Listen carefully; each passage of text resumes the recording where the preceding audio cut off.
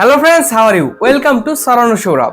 যাদের বাজেট 30,000 টাকা বা 30,000 টাকার নিচে, তাদের জন্য আজকে আমরা পাঁচটি স্মার্টফোন নিয়ে কথা বলবো। তো আজকে আমরা যে ফোনগুলো নিয়ে কথা বলবো সেটি হচ্ছে 30-এর একটু ওপরেও যেতে পারে আর একটু নিচেও আসতে পারে। যেই 5টি স্মার্টফোন চয়েস করা হয়েছে সেটি শুধুমাত্র চেহারা দেখে চয়েস করা হয়নি। এদের performance, battery, gaming quality, camera এবং প্রাইস তো থাকছেই। সবগুলো বিবেচনা করেই আমরা এদেরকে চয়েসে রেখেছি। যদি আপনার বাজেট একদম 30,000 টাকায় হয়ে থাকে তাহলে সেক্ষেত্রে আপনি চয়েস করতে পারেন CMF Phone 2 Pro। CMF Phone 2 Pro বেশ ইউনিক একটি ডিভাইস, আর রিসেন্টলি এটি একটু বেশি জনপ্রিয়তাও পাচ্ছে কারণ এটি ভালো কিছুই দিচ্ছে আর কি। আর এর স্ক্রিন সাইজ 6.77 ইঞ্চি আর ডিসপ্লে টাইপ হচ্ছে অ্যামোলেড প্যানেল। আর এটাতে 120 হার্জ রিফ্রেশ রেটও রয়েছে। আবার ব্রাইটনেসও যথেষ্ট ভালো, ইনডোর আউটডোরে দেখতে কোনো সমস্যাই নেই। 3000 নিট পিক ব্রাইটনেস রয়েছে। এর ডিসপ্লেতে HDR10+ এর সাপোর্টও পাচ্ছেন। অন্যদিকে পারফরমেন্স সেকশনে রয়েছে MediaTek Dimensity 7300 pro. Dimensity 7300 pro এই বাজেটে যথেষ্ট একটি ভালো প্রসেসর, আর এটি বেশ একটি ডিসেন্ট প্রসেসর যেটি রেগুলার টুকটাক ইউজ এবং গেমিং এর জন্য ভালো। সেই সাথে লেটেস্ট অ্যান্ড্রয়েড ভার্সনেও রান করছে আর আপডেটের বিষয়গুলোও ক্লিয়ার করেছে। অন্যদিকে ক্যামেরার মেন শুটারে 50 মেগাপিক্সেলের পাশাপাশি 50 মেগাপিক্সেলের 2x টেলিফোটো জুম লেন্স রয়েছে। এছাড়াও রয়েছে 8 মেগাপিক্সেলের আল্ট্রা ওয়াইড শুটার। আপনি কিন্তু রেগুলার ফটোসেও এখানে একটি ভালো রেজাল্ট পাচ্ছেন, সেই সাথে আলাদা আলাদা ফোকাল লেন্থেও সেই সাথে ছবি তুলতে পারছেন। 8 মেগাপিক্সেলের আল্ট্রা ওয়াইড শুটার। আর 30,000 টাকা প্রাইস পয়েন্টে এটা ক্যামেরার জন্য ভালোই হচ্ছে। আর সেই সাথে সেলফি ক্যামেরা 16 মেগাপিক্সেলের রয়েছে, 5000 মিলিঅ্যাম্পিয়ারের ব্যাটারি, আর তার সাথে 33 ওয়াটের ফাস্ট চার্জিং। 33 একটু কম হয়ে যায়, তারপরেও এটি একটি ব্যালেন্স আর কি, গোছানো। 30,000 টাকা অনুযায়ী ঠিকই আছে, আর সেই সাথে তো ডিজাইনটা একটু ইউনিক। এরপরে আপনার হাতে বাজেট যদি আরো 1000 বেশি থাকে, অর্থাৎ 31,000 প্লাস, সেক্ষেত্রে আপনি চয়েস করতে পারেন 12256 ভেরিয়েন্টের রিয়েলমি 12 প্রো প্লাস। এই ফোনটা একটু পুরাতন মডেলের ফোন, কিন্তু এই ফোনটা এখন একটু কম দামেই পাওয়া যায়। এই ফোনটার দাম একটা সময় অনেক বেশি ছিল, 40,000 টাকায় পাওয়া যেত, কিন্তু এখন অনেকটাই কমে এসেছে, এখন 31,000 টাকায় পাওয়া যাচ্ছে। ওই সময় কিন্তু অনেকেই কিনতে পারেননি, এর কারণ হচ্ছে দাম একটু বেশি ছিল। এখন কিন্তু আপনি চাইলে এটি কিনতে পারেন, যদি ভালো লাগে তাহলে কিনতে পারেন। ফোনটি কিন্তু বেশ ভালো কিছু অফার করছে, যদিও এটির মডেল একটু পুরানো, তারপরও কোনো সমস্যা নেই, আপনি এটিতে সবকিছু ব্যবহার করতে পারবেন।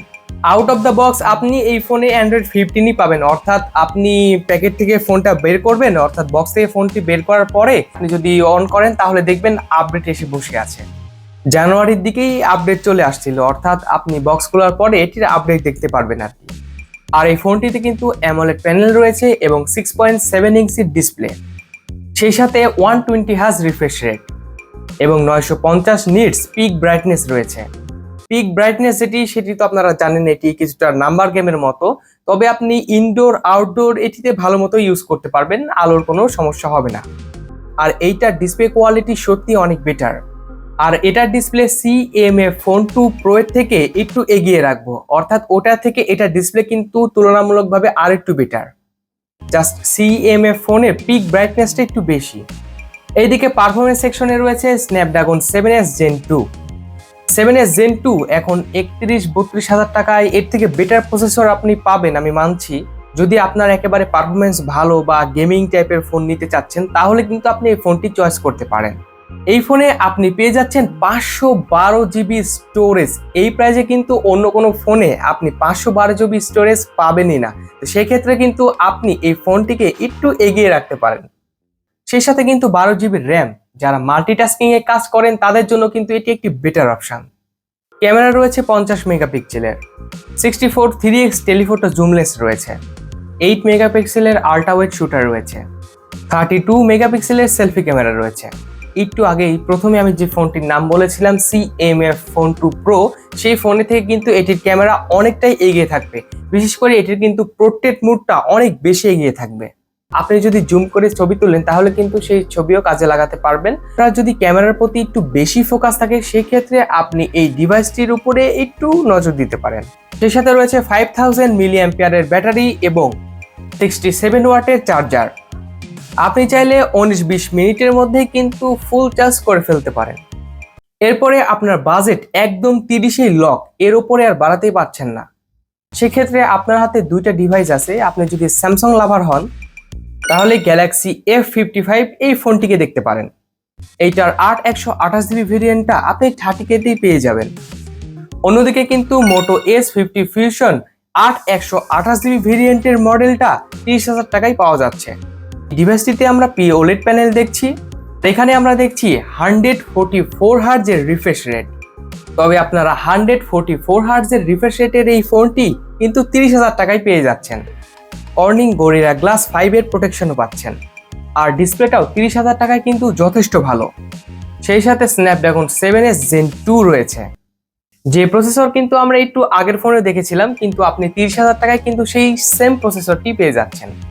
অ্যান্ড্রয়েড 15-এ রান করবে এটা। আর ক্যামেরাতে তো 50 মেগাপিক্সেলের মেন শুটার আছেই, সেই সাথে আপনি টেলিফটো জুমলেসটা পাচ্ছেন না, ওটা আপনাকে একটু কনসিডার করতে হবে। তবে এটার মেন ক্যামেরা অনেকটাই ভালো, বাকি দুইটা ফোনের সাথে একটু কম্পেয়ার করতে গেলে এটা তুলনামূলকভাবে ভালো। এই ফোনের সাথে আপনি পেয়ে যাচ্ছেন 5000 মিলিঅ্যাম্পিয়ারের ব্যাটারি এবং 68 ওয়াটের চার্জার। তো এই কম্বোটিও কিন্তু খারাপ না।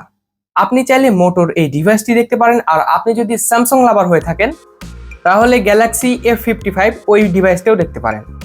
একটু আগেকার একটি মডেল রয়েছে Redmi Note 12 Pro Plus। এই ডিভাইসটাও দেখলাম মার্কেটে বেশ ভালো ডিমান্ড রয়েছে, মোটামুটি ডিসেন্ট একটি জায়গায় থাকে। এর 12256GB ভেরিয়েন্টটা কিন্তু 31,000 টাকায় পাওয়া যায় চাইনিজ ভেরিয়েন্টে। তো এই বাজেটে আপনি কিন্তু এই ফোনটিও চয়েস করতে পারেন যদি কিনা আপনার রেডমি অর্থাৎ শাওমির ইউআই ভালো লেগে থাকে। এই ফোনে OLED প্যানেল আছে, 120 হার্জ রিফ্রেশ রেট রয়েছে, 1900 নিটস পিক ব্রাইটনেস রয়েছে, আর সেই সাথে HDR10+ এর সাপোর্ট রয়েছে। 200 মেগাপিক্সেলের ক্যামেরা, 8 মেগাপিক্সেলের আল্ট্রা ওয়াইড, 2 মেগাপিক্সেলের একটি ম্যাক্রো শুটার, আর সেলফি ক্যামেরা রয়েছে 16 মেগাপিক্সেলের। ক্যামেরা মেগাপিক্সেলের দিক থেকে একটু বড়সড় হলেও ডিসেন্ট একটি লুক দিতে পারে আর কি।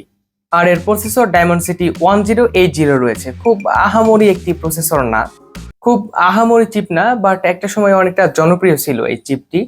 আর গেমিং এ অনেকটা বেশি না হলেও সবকিছু মোটামুটি একটি ব্যালেন্স টাইপের পারফরমেন্স পাবেন।